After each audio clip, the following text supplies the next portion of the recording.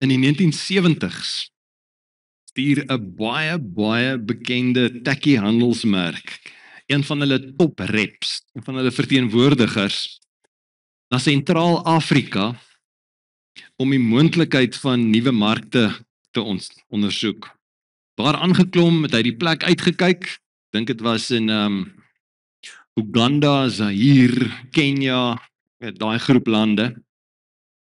En daai jare was die vinnigste kommunikasie nog, faksmasjiene het nog nie eers regtig bestaan nie, so dit was telegramme.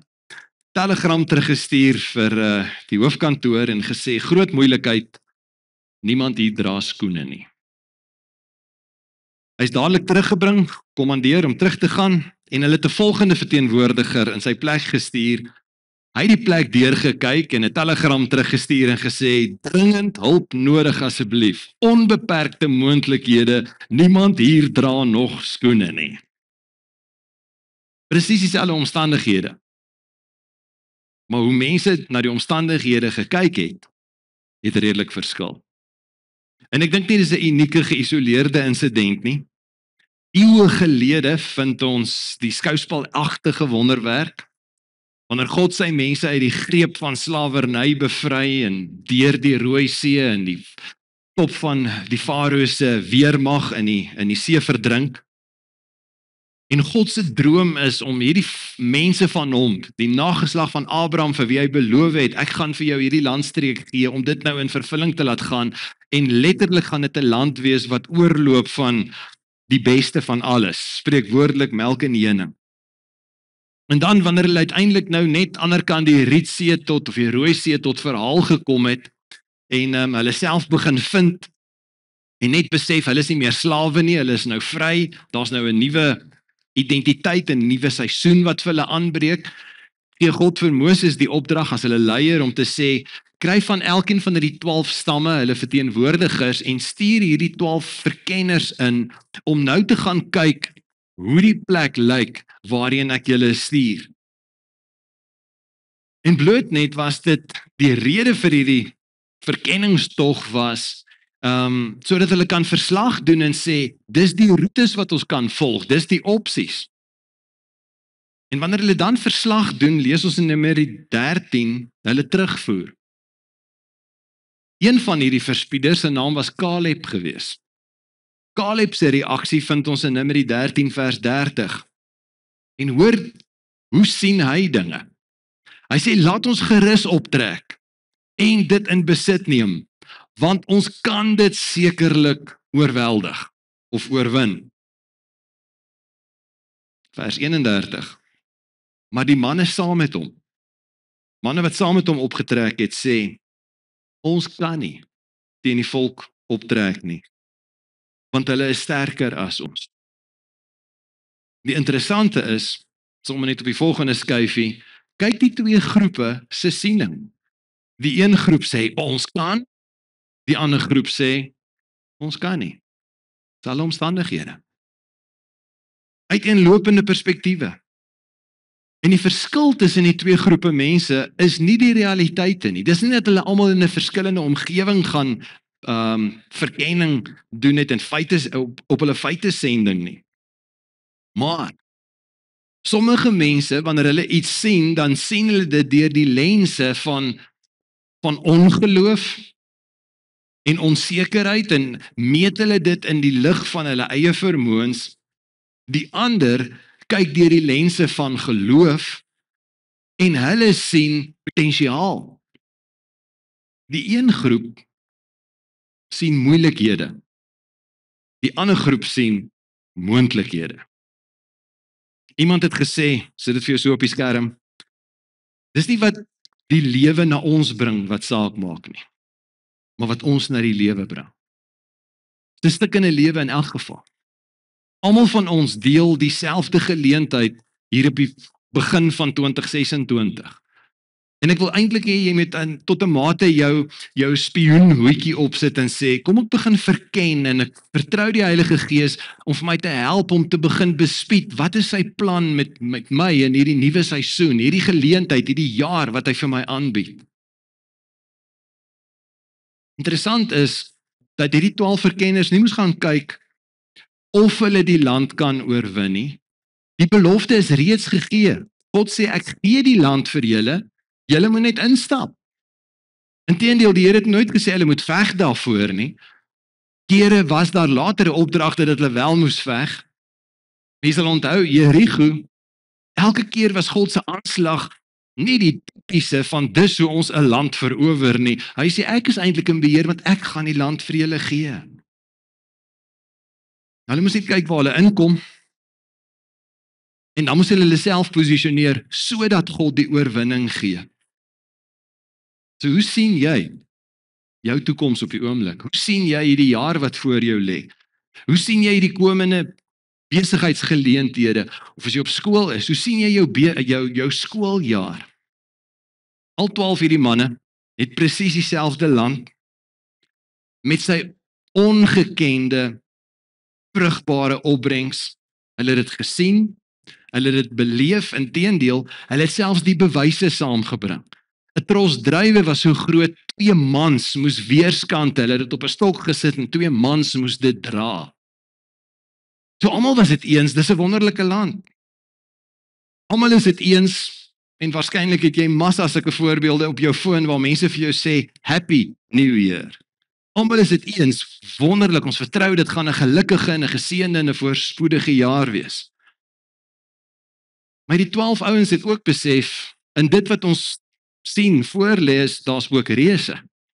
Daar's ook ongelooflike sterk verskansde stede. Maar Joshua en Caleb sien dinge anders.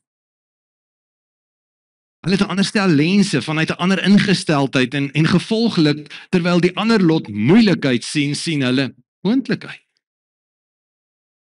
En vanuit hierdie perspektief moedig hulle die volk aan. Numeri 14 vers 9. Nou oor die dringendheid die dringendheid. Dit sê, wees net nie teen die Here opstandig nie.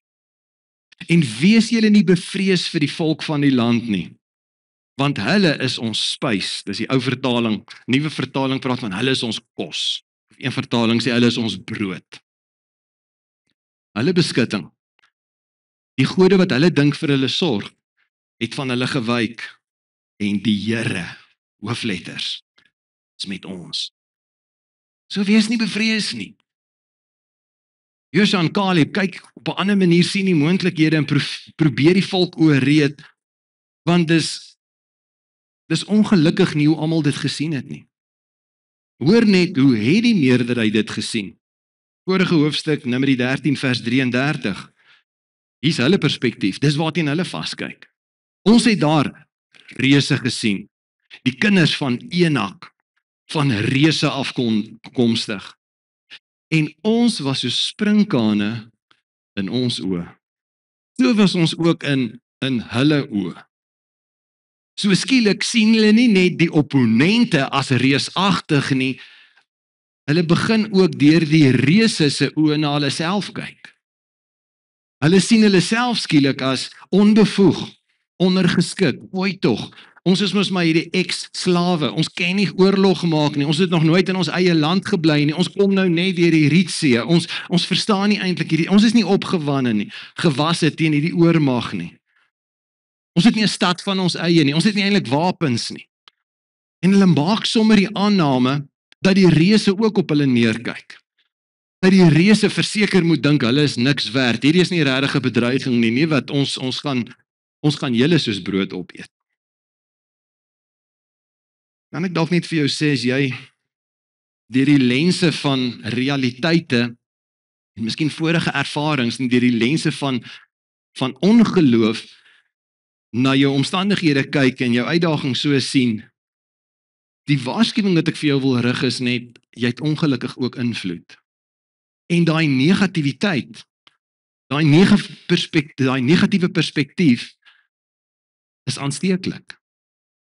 Die gevolg is, 10 van hierdie verspieders, die meerderheid, is verantwoordelik dat die volk vir 4 dekades, waar hulle waarskynlik, en daar's verskillende debatte, nie net 14 dae nie, dit was net 14 dae van die beloofde land, of van van waar hulle uitgetrek is en deur die Rooi See gelei is tot in die beloofde land, was dit so 2 weke se trek. Die Here het gesê hulle moet eers 'n tyd in die woestyn wees, want hy wil hulle ontmoet, hy wil homself aan hulle openbaar, hy wil hulle leer om oorlog te maak, hulle moes leer om wapens te maak, daar was 'n hele instruksie gewees, en dan sou hy hulle in hierdie beloofde land inlei. Maar as gevolg van die feit dat die meerderheid van die verkenners als negatief sien, besoedel dit die hele program.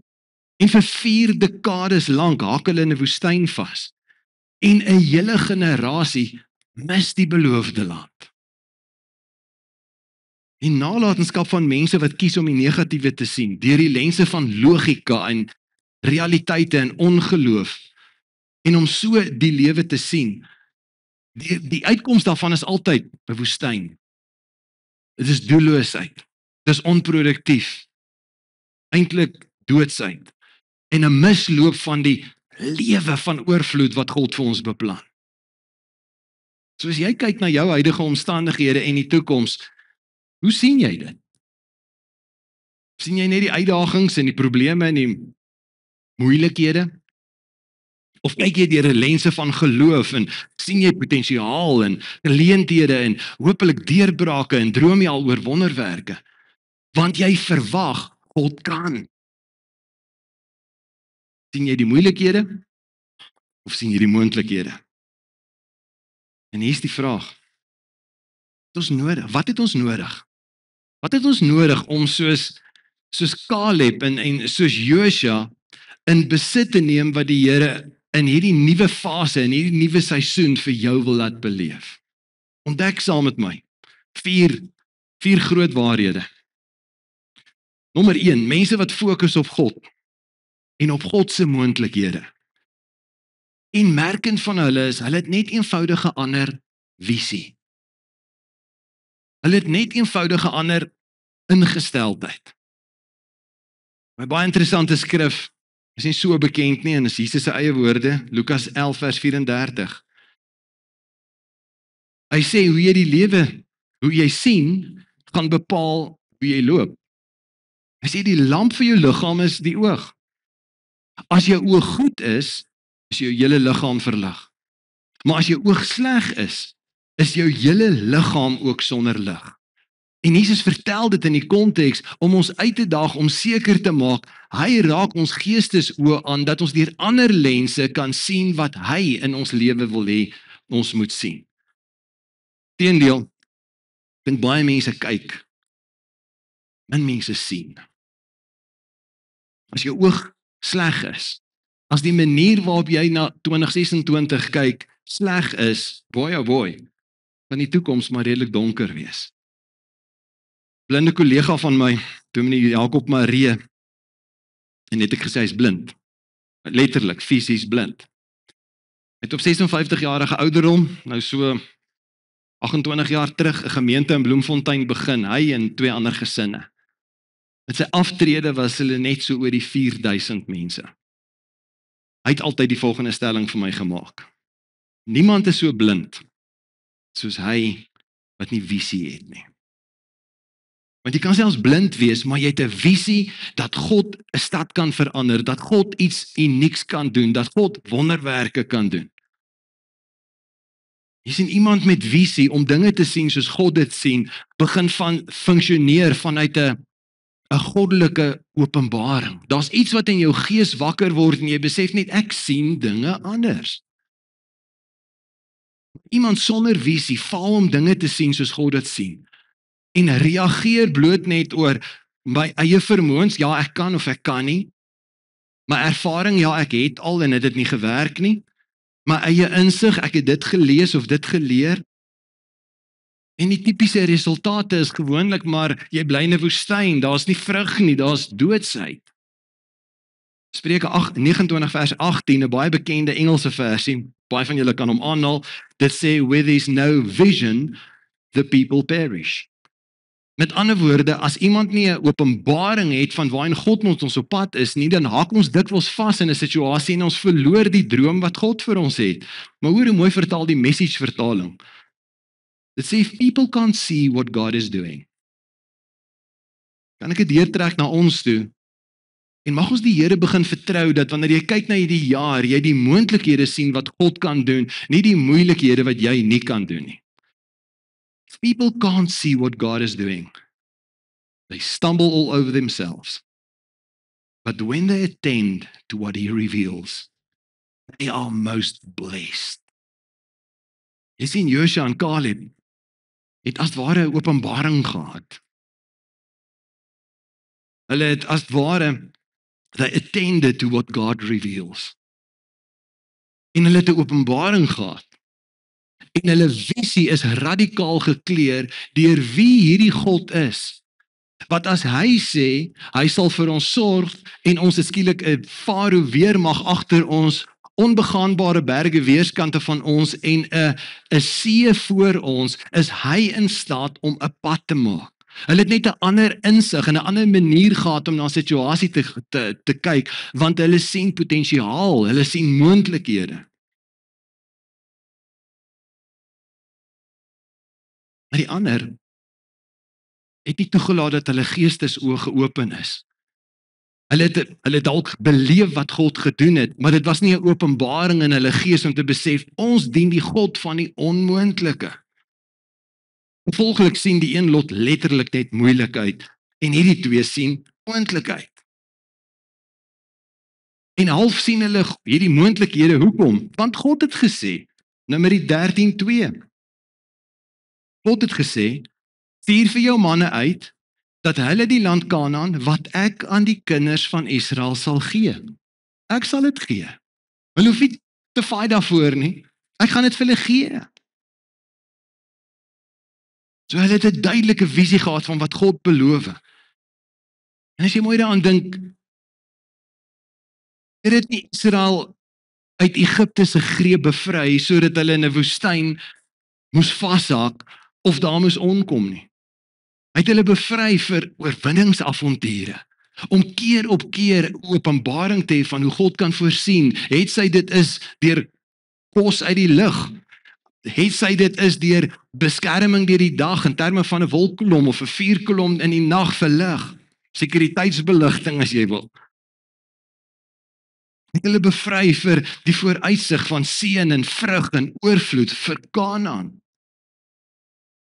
So kan ek met jou as volgeling van Jesus praat vanmôre op die rand van 'n beloofde land, 'n nuwe jaar, 'n wonderlike nuwe seisoen.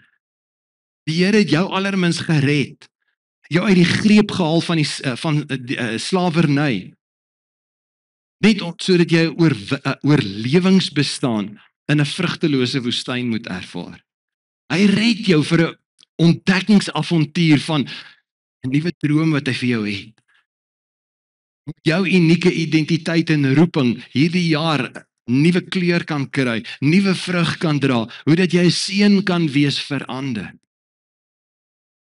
So mense wat fokus op goddelike moontlikhede, 'n ander openbaring en 'n visie van wie God is.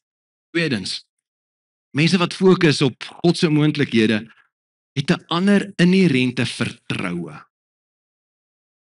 Daar's net 'n ander positiewe geloofsverwagting in hulle. In hierdie konteks beteken dit eenvoudig, hulle het gekies om God te glo en daarop te staan en hulle lewens daarvolgens in te rig, want God het mos gesê. Dis hoekom hulle die stelling maak in Numeri 13 vers 30. En dis Joshua en Caleb se stelling wanneer hulle sê, laat ons gerus optrek en dit in besit neem, want ons kan. Wat is die uitdaging of die ingesteldheid in jou gees vanmôre as jy dink aan die uitdagings tans voor jou? Moeilikheid of moontlikheid? Vertroue wat sê, ons kan. Hoekom? Want ons vertrou. Die hele klomp goed is 2. Ons vertrou in die beloftes, God het gesê. Ons kan, nie omdat ons so goed is nie, ons kan, want God het gesê. En in hierdie seisoen waarin jy op die oomblik is, kan jy dit ook doen. Paulus herinner ons mos, hoeveel beloftes van Jesus, hoeveel beloftes in die woord is nog steeds geldig. Deur Christus wat dit vir ons geaktiveer het as ware. Hy sê in 2 Korintiërs 1 vers 20, want hoeveel beloftes van God daar ook mag wees. In hom is hulle ja en in hom amen tot heerlikheid van God deur ons. So dit bevestig, ons kan maar God se beloftes vertrou want dit is steeds geldig. Daar's steeds geldige beloftes dat hy met jou is. Daar's steeds geldige beloftes dat hy jou kan in staat stel, dat hy jou kan bemagtig. Beloftes dat hy vir jou oorwinning kan gee. Joshua en Caleb staan ook uit as gevolg van hulle vertroue, nie net in die beloftes van God nie, maar ook in die vermoë van God. Hierdie twee geloofshelde het geweet, die krag en die oorwinning lê nie in hulle self nie. Dis nie omdat hulle so goed is nie, maar hulle het God se almag al in die praktyk beleef. Hulle het al gesien wat hy kan doen. Hy het gesien wat hulle God aan die Farao kon doen. By die Rooi See, aan die Egiptiese weermag. En die woord beloof steeds, 1 Johannes 4 vers 4. Vir jou in 2026, hy wat in jou is groter as hy wat in die wêreld is. Mag jy vanmôre besef, daar's 'n ander vertroue wat kan loskom, om te kan kies om te sê, ek kyk nie na die wêreld deur die lense van moeilikheid nie. Ek kyk na hierdie omstandighede deur die lense van moontlikheid, want ek kan God vertrou. Hy's in my en hy's groter as die uitdagings daar buite. Efesiërs 3 vers 20, Paulus se gebed. Hy sê, aan hom wat mag het om te doen ver bo alles wat ons bid of dink. Wat ook al jy die Here voor vertrou op hierdie stadium, besef, Here, ek weet nie hoe nie, ek kan nie. Here, sou U vir my hier kon doen. Hy kan meer doen as dit. Met vertroue in die beloftes van God en die vermoëns van God, sien jy enorme moontlikhede, waar ander mense net moeilikheid sien. Derdens, mense wat fokus op die goddelike moontlikhede, het nie net 'n ander visie en 'n ander soort vertroue nie, maar daar's ook as ware hierdie reusloosheid. Joshua en Caleb kon die moontlikhede raak sien en gevolglik maak dit hulle nie arrogant nie, maar vreesloos. Hier is hulle ingesteldheid. Numeri 13:30. Dit sê, laat ons gerus optrek en hierdie land in besit neem, want ons kan dit sekerlik oorweldig. Daar's hierdie vreesloosheid in die manier waarop hulle teenstand, en onthou, hulle sit nie nou met die vyand wat teen hulle staan nie, daar's nou net 'n opinie, niemand het nog niks gedoen nie, maar daar's 'n massa mense, en hartseer genoeg dat die demokratiese meerderheid is nie altyd reg nie. Hier's weer 'n voorbeeld daarvan, dat die meeste van hulle is teen die moontlikhede van wat God kan doen, want daar's nie visie nie, daar's nie vertroue nie, daar's nie 'n vreesloosheid nie, hulle sien net moeilikheid.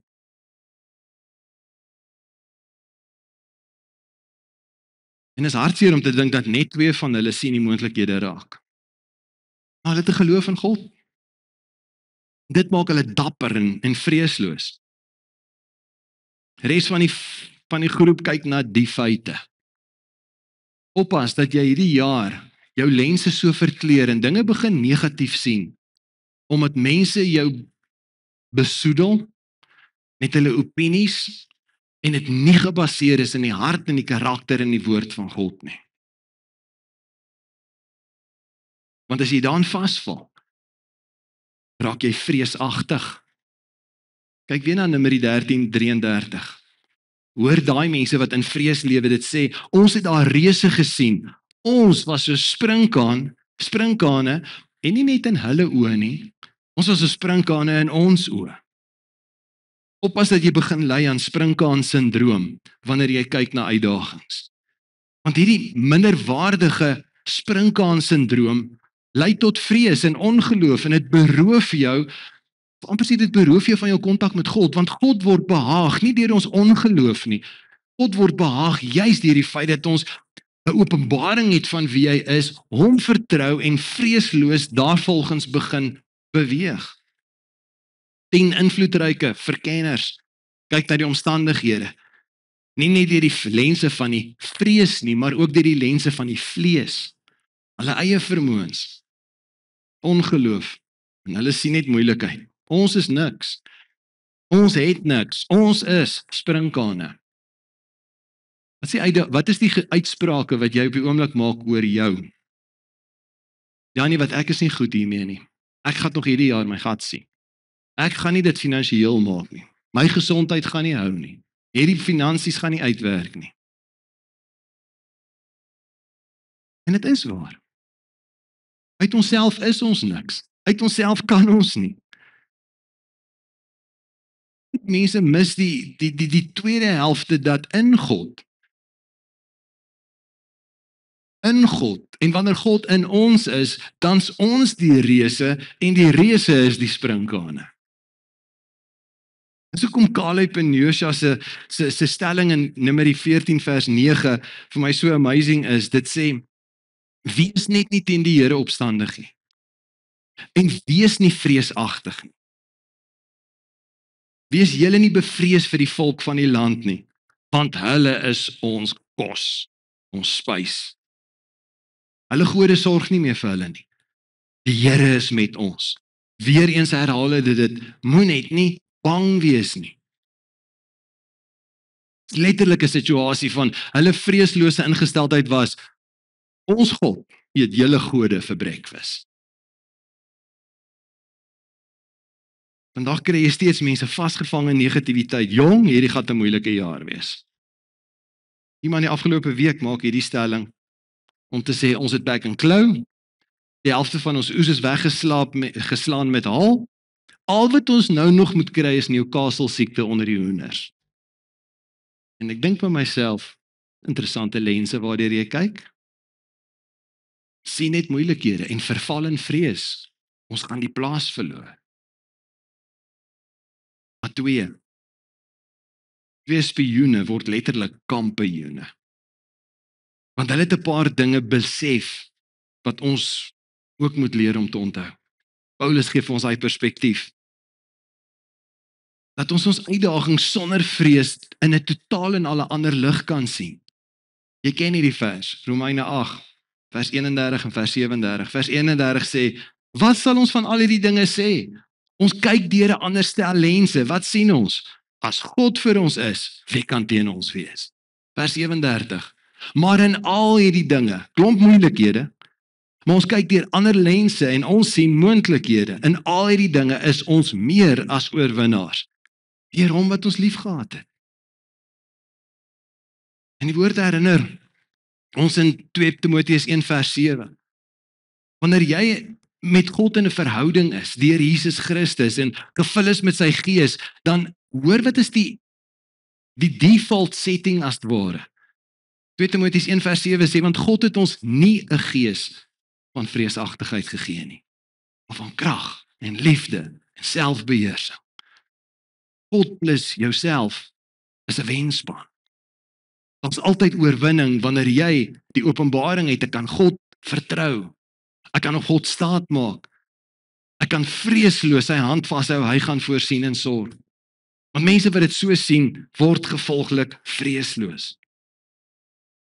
Vierde feit, mense wat fokus op God se moontlikhede, het 'n ander vasbyt vermoë, volharding. Want jy sien in jou gees wat die Here kan doen en jy het 'n ander visie. Jy het net 'n ander manier van na die lewe kyk. En jy beleef 'n bonatuurlike verwagting en jy het net hierdie ander vertroue. En daar's hierdie ander soortige innerlike gees-geïnspireerde vreesloosheid, want hy het jou nie 'n gees van vreesagtigheid gegee nie. Om in besit te neem en te sê, Here, dis wat U van my verwag in hierdie jaar. Here, ek is nie seker of ek goed is met wiskunde nie en ek moet wiskunde nou as 'n verpligte vak nie, maar Here, ek gaan nou my beste gee. U staan daar. U sal die vyande oorwin. U sal die ek kan nies deurtrek en dit in ek kan verander. En dan herinner Hebreërs 10 ons.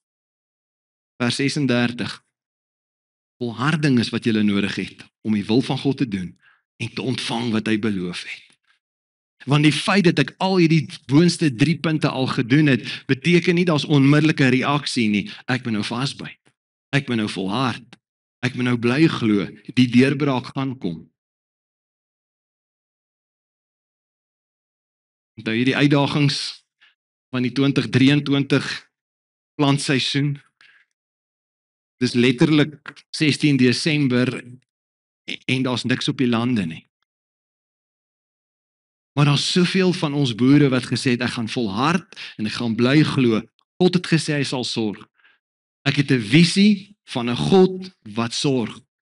My vertroue is in hom. Ek gaan nie bang raak nie, ek gaan nie beangs rondkyk nie en ek gaan volhard, die deurbraak gaan kom. En toe 17 Desember 2024, nee, ja, 24, skus. Kom die ongelooflike reën. En is baie van julle se amazing, nie net stories nie, fotobewyse van die rekords wat plaasgevind het. Hoekom? Dis mense wat volhard het. Dit maak geloofshelde anders, die feit dat ons kan vasbyt. Numeri 14 vers 24. God maak die aankondiging om te sê, maar my knegt Kaleb, omdat 'n ander gees in hom was, en hy volhard het om my te volg. Hom sal ek bring in die land waarin hy gekom het, en sy geslag sal dit in besit neem. Hy volhard het. En dan 40 jaar later, sy volharding. Toe hierdie week nog daarmee om te dink, joh Here, dis nie regverdig nie. Josua en Kaleb, hulle het hierdie openbaring van wie hy is, hulle het 'n visie, hulle sien die prentjie van die beloofde land, hulle weet wat u gaan doen, hulle glo dit onverskrokke, hulle het 'n vertroue u kan, hulle het 'n vreesloosheid om hierdie hele uitdaging aan te pak. Zap die ander met 'n weerligstraal, hulle is reg, laat hulle die beloofde land ingaan. Vir 40 jaar moet hulle vasbyt. Vir 40 jaar word hulle as ware gediskwalifiseer om maar saam met die ander te moet hierdie vloek uitry. Totdat hulle almal gesterf het, die res, die negatiewe, die moeilikheidsouens. En uiteindelik 40 jaar later, vind skielik Josua, stoepleier van die volk daai stadium, saam met Kaleb, en hier staan hulle voor Jerigo. En 40 jaar later, as jy na die prentjie gekyk het, die visies het, dan sien jy moeilikheid. Dis 'n stad waarvan die mure so hoog en so breed is, dat 2 strydwaans by mekaar daarop kan ry. Dis nogal 'n prentjie. En daar's reuse. As jou wrintie waar, nog steeds reuse. Maar hoe sien Josua en Kaleb die stad? Hoor God se opdrag in Josua 6 vers 2. Toe die Here vir Josua gesê, kyk. En die opdrag in Hebreëus is letterlik, sien anders. Kyk. Josua, nie kyk na die feite voor, kyk deur my oë. Ek gee Jerigo met sy koning en sy dapper helde. Hulle het 'n klomp ouens daar in 'n Hall of Fame wat befaamd is daarvoor dat hulle looslik suksesvol is en oorwinnings behaal. Maar God sê, kyk deur my oë. Ek gee Jerigo met sy koning en sy dapper helde in jou hand. 'n Beter vertaling is, die New International sê, then the Lord said to Joshua, see, I have delivered Jericho into your hands, along with its king and its fighting men. Josua, sien dit asof dit reeds gebeur het. Josua, gaan doen nou hierdie opdrag wat ek vir julle gee, 'n vreemde opdrag wat gaan volg.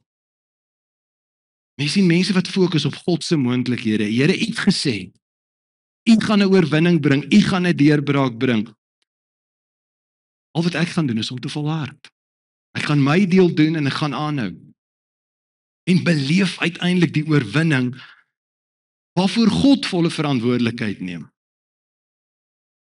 So, sit net vir 'n oomblik vir jou 'n ander outfit aan. Dit waarmee jy jouself beklee is die van 'n spioen of 'n verkenner. En jy staan op die voorrand van hierdie beloofde land, 2026. Hoe sien jy hierdie nuwe seisoen wat voor jou lê? Gaan dit vir jou 'n jaar wees van moeilikhede? Of kies jy maar na te kyk as 'n jaar vol moontlikhede? Kies vandag. Hierdie spioen word 'n kampioen. Hoekom? Want ek gaan toelaat dat my uitkyk gevul word, nommer 1, met visie. 'n Visie in die openbaring van, kom check wie's my God. Kom kyk wat hy als kan doen. Tweedens, met 'n vertroue. 'n Vertroue, God het gesê, hy sal my nooit begewe nie. Hy het gesê, hy sal voorsien. Vertroue in God se almag en sy vermoëns. Hoor net weer die Here se frustrasie oor 'n volk, die meerderheid van die volk wat nie vertrou nie. Numeri 14:11. Die Here het vir Moses gesê, hoe lank? En wat my benoud maak is, kan dit dalk wees dat die Here dit sê van Suid-Afrika? Kan dit wees dat die Here dit dalk sê van hierdie gemeente? Of van ons as standaardtonners? Of van my en jou as 'n individu?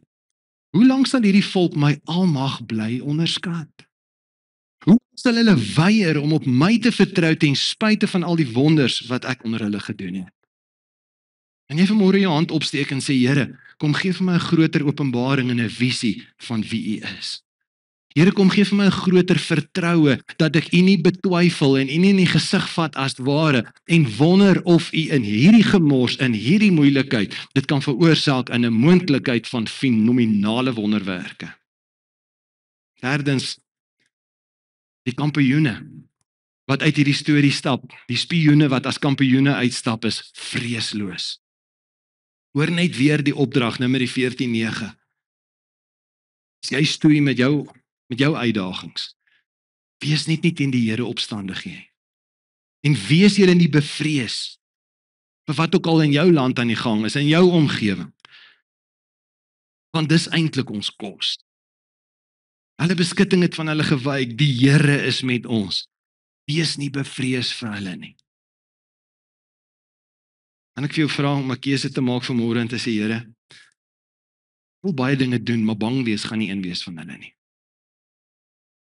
En dan, wanneer ons nie resultate sien nie, weet wat die Here kan doen, ek vertrou hom daarvoor, ek is nie bang nie, maar daar gebeur niks. Okay, Here, ek sal volhard. Okay, Here, ek sal vasbyt. Want dis die keuse wat geloofshelde deur die eeue gemaak het. Hoe kry ons dit reg? Hoe kry ons dit reg om te volhard wanneer niks saamwerk nie, en niks uitwerk nie en daar nie resultate is nie? Kyk weer na Numeri 14:24. Om my knegt Kaleb, omdat 'n ander gees in hom was. En hy volhard het om my te volg. Hoe kry ons dit reg om te volhard? Om 'n visie te hê, om te vertrou, om vreesloos te wees, wanneer ons toelaat dat 'n ander gees van ons besit neem. Want 'n gees van vreesagtigheid kan van jou besit neem, 'n vrees van ongeloof, 'n vrees van blindheid, jy weet nie eintlik waar jy opeindig nie, of waar jy op pad is nie. Wil jy nie dalk vanmôre die Here kom vra, Here, wat se gees beheer my? Staan ek onder die beheer van my eie gees? Dis maar 'n dooie sorry spul, waarmee ons gebore is. Of Here, kan ek myself oopstel vir 'n nuwe aanraking deur U Gees, om my te kom bekragtig en te kom vul, om op 'n ander vlak te funksioneer, soos 'n Joshua en 'n Kaleb. En hulle was nie kampioene in hulle eie reg nie. Die spioene het kampioene geword, omdat 'n ander gees, 'n ander lewensuitkyk, 'n ander manier van na die lewe kyk, uiteindelik hulle bestuur het. So hoe sien jy? Miskien benodig jy vandag 'n ander gees. En wanneer jy jouself oopstel vir die Heilige Gees, wanneer jy jouself oopstel dat jy in 'n dieper verhouding kom as net die ou toppie daarbo, en jy hom leer ken as 'n Vader wat ons nie kan aanspreek op grond van ons eie prestasie nie, maar ons het 'n middelaar, iemand wat tussen ons en Vader kom staan, die Verlosser Jesus Christus. Wat ons nie net kom kwytskel van ons sonde wanneer ons lewens aan hom oorgee nie, maar wat ook vir ons die voorreg gee om te sê, ek wil as 'n advokaat vir julle intree en vir julle voorspraak doen by Vader, en ek wil vir julle plek gereed maak, en ek wil vir julle al hierdie voorbeelde bied, en ek wil namens my Vader met julle kommunikeer, en ek wil namens julle met my Vader kommunikeer, en om by elkeen van julle intiem betrokke te wees, wil ek my gees vir julle gee. En wanneer my gees in julle is, wil ek seker maak, julle gaan nie sonder om te sien deur die lewe blind nie. Paulus kom en hy bid.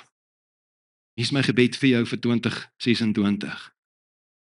Efesiërs 1 vers 18. Ek bid dat hy jou geestesoë so verhelder, dat jy kan weet wat sy missie is, wat sy roeping vir jou inhou, en wat 'n rykdom daar is, wat se moontlikhede daar is, wat se potensiaal daar is, in die heerlike erfenis wat hy vir die gelowiges bestem het.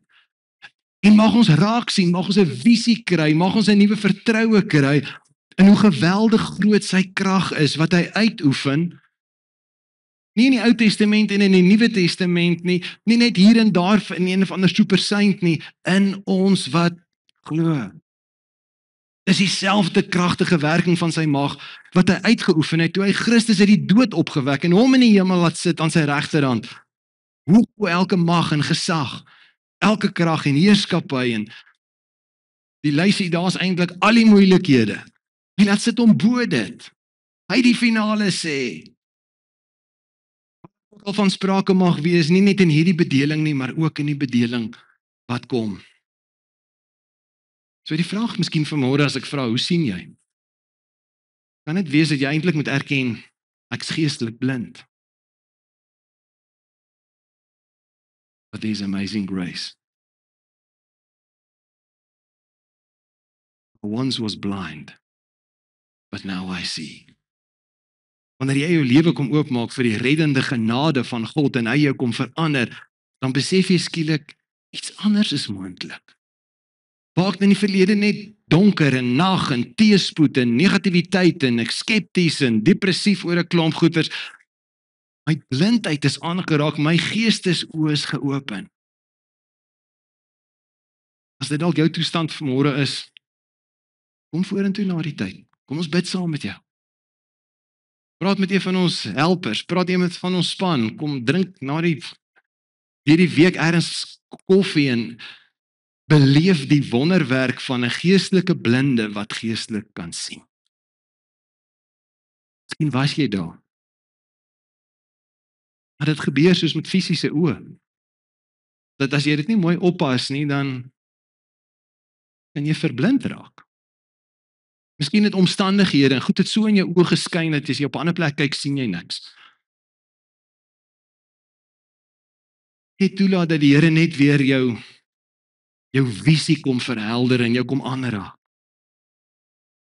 Ons genoeg stories reg deur die Nuwe Testament van Jesus wat in staat is om blindes te laat sien. Here, ek sien nie 'n uitkoms uit hierdie krisis nie. Here, ek sien nie 'n oplossing vir hierdie probleem nie. Here, ek sien net moeilikheid. Maar Here, kom vul my met 'n ander gees. Here, kom raak my blindheid aan. En kom sien wat die Here deur jou kan doen. Kom ek bid vir jou. Here, dankie dat elkeen van ons 'n verkenner is. Scan deur ons dagboeke, ons beplan, ons wonder wat ons Maart en Junie en September gaan doen en volgende uitdagings en onderhoude en eksamens en vakansies. Maar dis met so onsekerheid en eintlik as ons maar baie van hierdie dinge dink, dan sien ons moeilikheid. Mag ons anders kyk. Inteendeel mag ons soms sommer net vandag deur u Gees aangeraak word met 'n nuwe update om te sê, kom raak my aan met 'n ander gees. Kom bid vir diegene wat nog nooit die voorreg gesmaak het. Goeie mense dalk vanmôre hier wat nog al die jare 'n goeie kultuur godsdiens het. Dankie dat u vir ons meer begeer as godsdiens. Dankie dat u wil hê ons moet u ervaar in 'n verhouding. Mag vanoggend die begin wees van vertroue waar ons u vra, kom verander my geestelike blindheid en kom maak my dat ek kan dinge sien in 'n ander dimensie, die geestesdimensie saam met u. Kan sien waar die Here beweeg. Ontvanklik kan wees vir die leiding van die Heilige Gees. Dankie dat vandag dalk die dag kan wees waarop 'n paar mense vir die eerste keer regtig kan sing, I once was blind, but now I see. Vergewe diegene van ons wat so ons oë van u afgehaal het en so gekyk het in die ligte van die wêreld dat ons eintlik verblind is vir waarmee u besig is. Vergewe ons vir die sonde van ongeloof, vergewe ons vir die sonde van dink ons kan op ons eie krag staat maak. Maar reinig ons. Kom herstel ons sig, kom help en as dit moet, kom smeer modder aan ons geestesoë. Dat ons opnuut 'n aanraking het en kan begin sien waarmee U met ons op pad is. Bovenal kom verstom ons net weer opnuut van hoe hoog verhewe U is bo die beperkings en die stikkend van hierdie wêreld. Terwyl sommige mense selfs voorspel hier's 'n derde wêreldoorlog op pad. You're high and lifted up. Het die laaste sê. En ons wil hierdie jaar kies om te sê ons kyk na die moontlikhede en wat ons God gaan doen, selfs deur die chaos van hierdie wêreld. Geef ons 'n nuwe visie, versterk ons vertroue, gee vir ons 'n ander gees van vreesloosheid. En wanneer die deurbrake nie onmiddellik daar is nie, mag ons volhard en vasbyt totdat die deurbraak kom. Totdat die laaste punt neergesit is en U die wonderwerk met 'n uitroepteken afsluit. Kragtig U kinders, verander moedeloosheid en skeptisisme en onsekerheid. 'n ongelooflike positiewe verwagting. Ons God kan. Ons is lief vir U. Amen.